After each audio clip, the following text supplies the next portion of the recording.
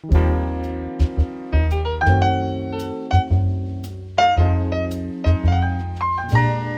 everybody. Welcome to the second installment of Social Security Talk. I'm your co-host, Marc, and Jim Blair is sitting there in his turquoise shirt. Good morning, Jim. Good morning. Bird, a little cold out there, isn't it? A tad chilly, that's for sure. Yeah, I'm glad to be inside. Glad I don't have an outside job. I Anyway, agree. thanks so much for joining us today. The purpose of our podcast is talk about Social Security and related topics. Jim and we teach a Social Security class called National Social Security Advisor Certificate, and we educate advisors across the country by teaching an 8-hour class. And we offer 3 formats: live in-person classes, live webinars, and taped on-demand videos.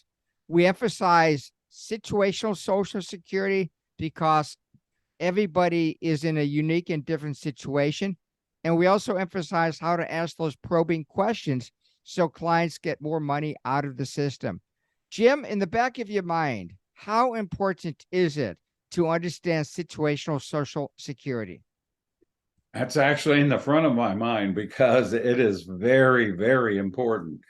People need to understand that their particular situation is really going to dictate how they maximize their own benefit.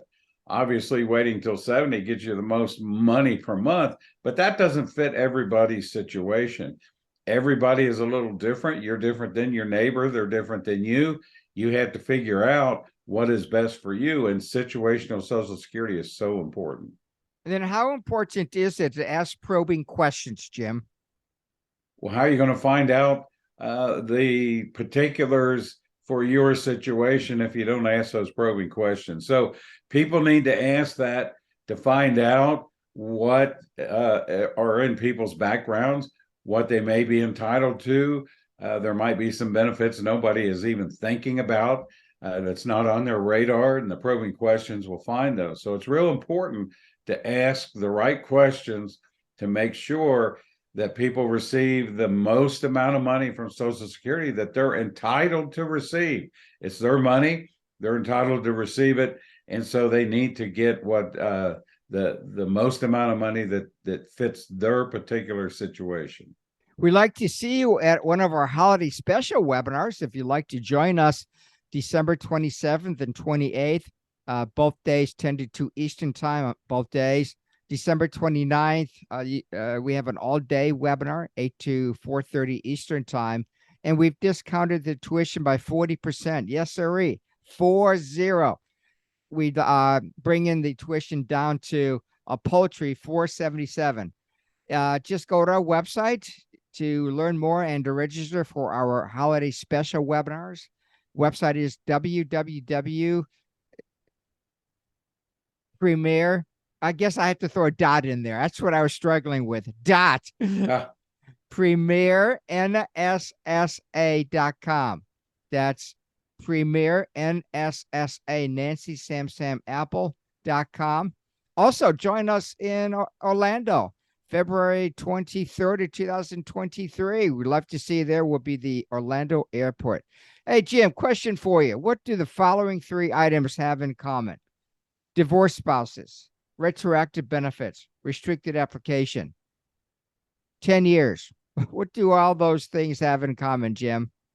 Not exactly sure what you're looking for there. Sounds like divorced spouse benefits, but could be involved in all of those. And also situational Social Security. So you are exactly right, Jim. So let's talk a bit about divorced spouses. The reason why is, boy, we get so many questions from our advisors that we've educated. We've been educating advisors since January 2013. 5,000 advisors have come through our class. 2,600 have earned our certificate. And part of the gold standard of support that we offer is that advisors can ask us questions through email or through phone calls.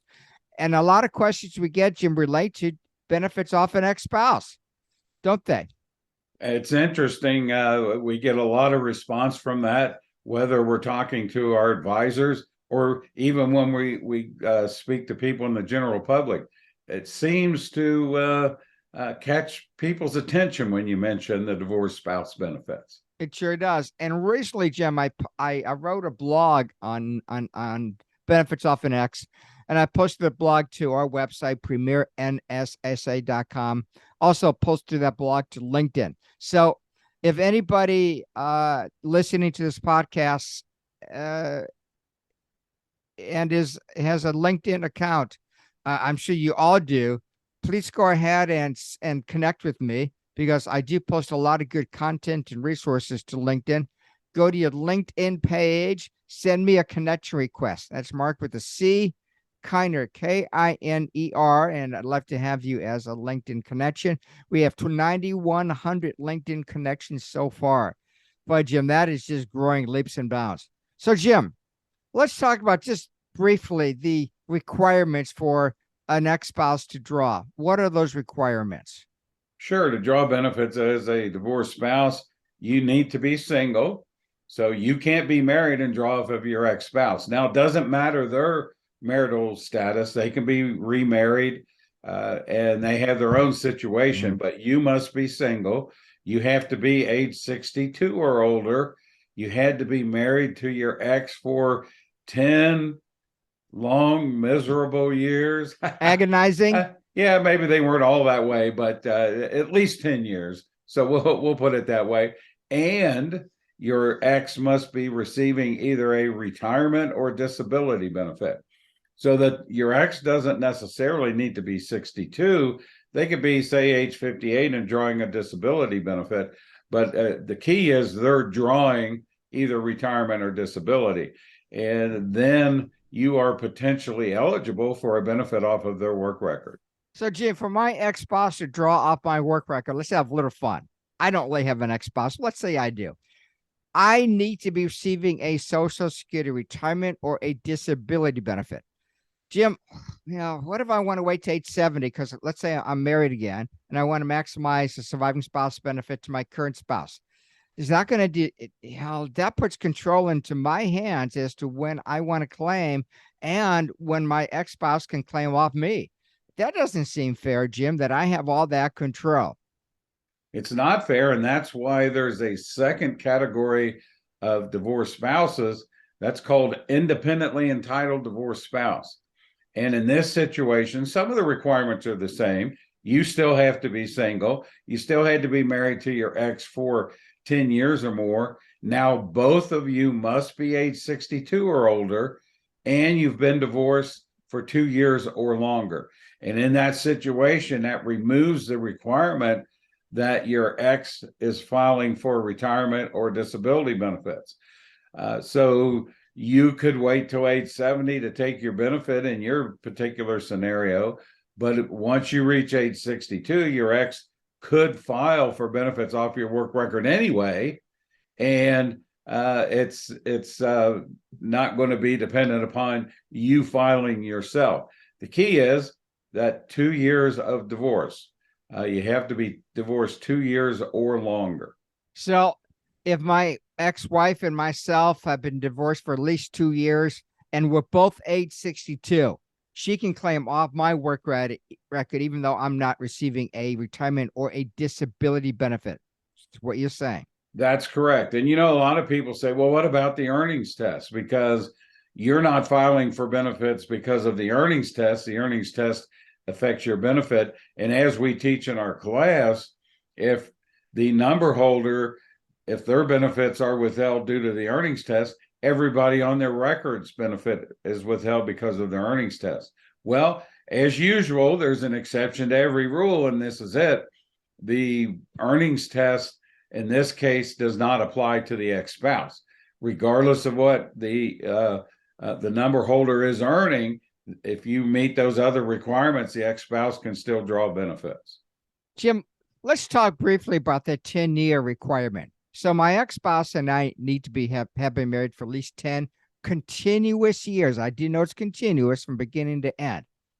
I also realize that Social Security will count years that you've been divorced if you get remarried by the end of the calendar year after you get divorced. So my wife and I get divorced, let's say today, November 18th of 2022. We get remarried by the end of next year, 2023. All that time will count. Am I right so far? That's correct. They'll disregard the divorce in that particular situation. So I also know though that there's a I don't know, a special rule in terms of how to count that 10-year requirement. Uh, a lot of people think the 10 years will only be met if you meet the 10-year rule on the day that you sign that divorce decree. But that's not necessarily the case, is it, Jim? No, the divorce is final and your marriage ends on the day that the clerk of courts files the divorce decree into the court record. So you go, you get a divorce, you sign the papers, you go before the judge, he slaps the hammer down and says you're divorced, and then he gives that to the clerk of courts, and they're supposed to register that into the records. And as soon as he registers that into the records, you are divorced. So what if he's a little slow? You've been married 9 years and 11 months. Clerk of courts, he's a little behind, and maybe it takes him a month or two to get around to entering that into the court records. Now, all of a sudden, you've met that 10-year marriage. So never assume you didn't meet it. Always look at the divorce decree, look at the date of marriage, and that's not the date you got your marriage license. It's the date you were actually married on your marriage certificate. But look at that date of marriage versus a date that it was recorded into the clerk of courts. And it's easy to see. You get your divorce decree. It's generally at the top of the first page. You can feel the seal at the top, and it'll have a date there. That tells you the exact date. You are listening to Social Security Talk with Marc Heiner and Jim Blair. We teach a Social Security class called National Social Security Advisor, and we teach that class to advisors across the country. We also offer the National Social Security Advisor Certificate. We'd love to see you at one of our upcoming classes. If you'd like to receive our monthly newsletters, please send me an email, and I will get you going on our monthly newsletter. My email address, as you probably know, mkiner, Kiner, at mypremierplan.com. Jim, it's so important to ask probing Social Security questions. Let me give an example. About 3 years ago, a lawyer called me. His name was Lee. And so, we began talking. I asked him when he was born. He said 1952. So, of course, the first thing I thought of was he could still file that restricted application. It's going to go away in a year, but we're still from now at least. But it was available to Lee when I talked to him. I asked Lee if he was married. He said no. He told me he was divorced. I asked how long was he married. He said he wasn't certain, but he said he thought he signed the divorce decree after 9 years, 9 months of marriage. So I told Lee the importance of meeting that 10-year rule and what it could do for him. So I asked him to send us his divorce decree, and he did. What did you find? Well, the good news for Lee was that clerk of courts was a little pokey, and he ended up meeting the 10-year rule. He was able to file a restricted application off of his ex-wife. He was going to wait till 70 anyway, so why not draw that benefit from your ex? It isn't going to affect her benefit any. Doesn't affect his age 70 benefit any. So he was able to file and receive that. And not only that, but since he's past his full retirement age, he could actually go back 6 months and get 6 months of retroactive benefits. So he got a nice back check for 6 months, and then he'll draw off of her work record until he reaches age 70. He'll drop that benefit, switch to his own, and he would have earned his 32% delayed retirement increase on his own Social Security benefit. So, Jim, he was able to file a restricted application because we asked all the right questions to collect the benefit off of his spouse while he continues to earn those DRCs. And number two, he went back 6 months, got a nice lump sum check. So, Jim, if he was eligible for $1,000 off his ex-wife's work record, he collected a lump sum benefit of $6,000. That reminds me of another phone call I had, Jim, about 5 years ago. This guy gave me a call. He said that his ex-spouse is collecting off of his work record, and he was wondering if he can collect off of his ex-spouse's work record. So I asked him some questions. When he was born, let's say 1952. I asked him how long married. Of course, I kind of knew 10 years. He confirmed that. How long divorced? Definitely over 2 years. So, Jim, I knew right off the bat he was able to file a restricted application too, just like this other guy Lee did, and he was able to go back 6 months. Amazing that people do not understand what their Social Security options or opportunities are. Do you agree? I agree. And had you not asked those questions, they would have lost out on those benefits, never would have been able to recover them. And so it's just money gone. And that's their money. According to the law, they're entitled to it. They should receive it, but they didn't know about it. Nobody's going to call them up and say, hey, you should probably file for this benefit. That's why it's so important for the advisors to understand the program. They don't have to know it exactly because they have us to ask questions for, but they need to understand what's out there so they can ask those probing questions and make sure that people don't lose any benefits. You got it. 100% agreed with you. It's just really too bad that, well, let me ask you another question before I go into that thought. How does an ex-spouse find out what they might be eligible for off of their ex-spouse? Well, that's the fun part. You get to visit the local Social Security office. You will need to take in your divorce decree. Now, if the divorce decree shows the date of marriage, then that's your proof that it lasted 10 years or more. If it does not, you would need to also include your marriage certificate. So basically, you go in your local office, prove to them you were married to this individual for 10 years or longer, and then they'll tell you if you're eligible for a benefit off of their work record, and if so, what you're entitled to receive. Because you're always entitled to find out what you are eligible for. They're not going to tell you what your ex is receiving or what they're eligible for, but they'll tell you what you are. Or you what their earnings might be. That is true. Jim, I know there's also a unique opportunity for ex-spouses. If we have two ex-spouses and they were both born by that magic birth date of 1/1 of 54, and they've been divorced from each other for at least 2 years, what special opportunity might be available to them? Well, interestingly, they can both file a restricted application against the other one's work record and receive spousal benefits while they're delaying their own to as late as age 70. Normally, in that situation, somebody has to file and receive their retirement benefits before the other spouse can file the restricted application. But because of the independently entitled divorced spouse rules, that doesn't apply, and they can each file and receive those benefits. Jim, we recently recorded our 2023 NSSA on-demand videos, and part of the discussion related to the restricted application. That valuable strategy is really coming to an end. Not coming to an end this year, but Jim, I understand by the end of next year, really nobody will be able to file a restricted app. Is that correct? That's true. And the reason for that is that everybody who was grandfathered in under the old law will, at that point, have reached age 70, and they're going to be receiving on their own anyway. So at the end of 2023, that's the end of the restricted application. So, but between now and then, if the situation warrants, and the situation might warrant it, if you're meeting with clients that were born by that magic birth date of January 1st, 1954, if that is the case, you need to consider the restricted application in your client's Social Security strategies.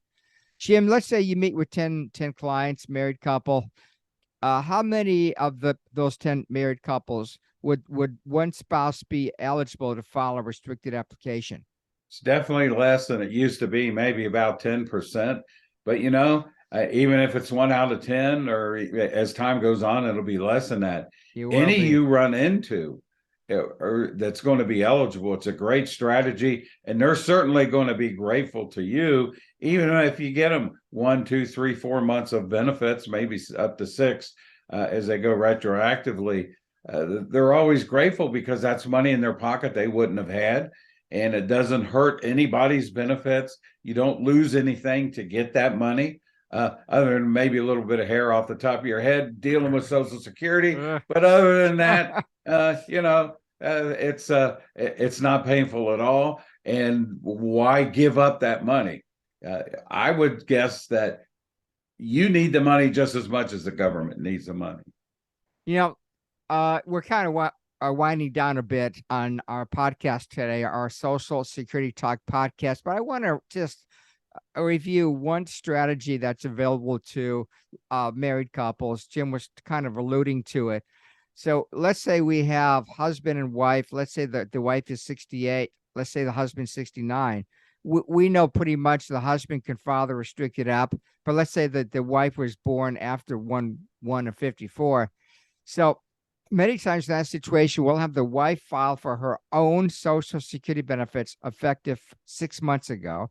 So this is November. She'd file effective in May, and she'll get a nice lump sum check. Husband will follow suit, and he'll file a restricted application, also effective 6 months ago. So he'll get a nice lump sum check for 6 months worth of retroactive benefits. And then, Jim, when he turns age 70, he'll have to file for his own benefits at age 70, but he'll continue. His benefits would have continued to grow and earn those delayed retirement credits.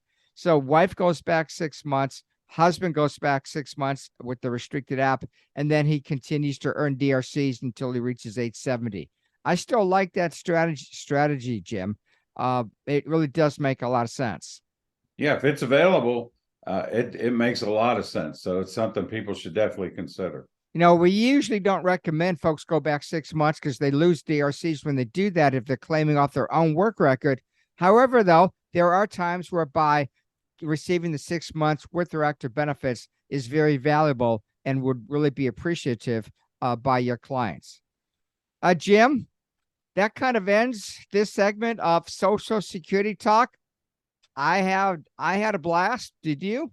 Oh, always fun talking about Social Security, and especially the divorced spouses, because it gets people thinking.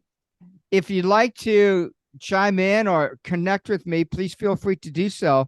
Or if you have other topics you'd like us to explore on our Social Security Talk podcast, just send me an email, mkiner, KINER, at mypremierplan.com. Give me a call at my direct line, which is 513-247-0526, or my cell, 513-218-8505. And please, we'd love to see you at one of our upcoming classes. We offer the National Social Security Advisor Certificate Program training, either by in-person classes, live webinars, or taped on-demand videos. Jim, thanks for being here today. I enjoyed our discussion like always. Oh, me too. Glad to be here. Bye, everybody. Take care. Until next time. Goodbye.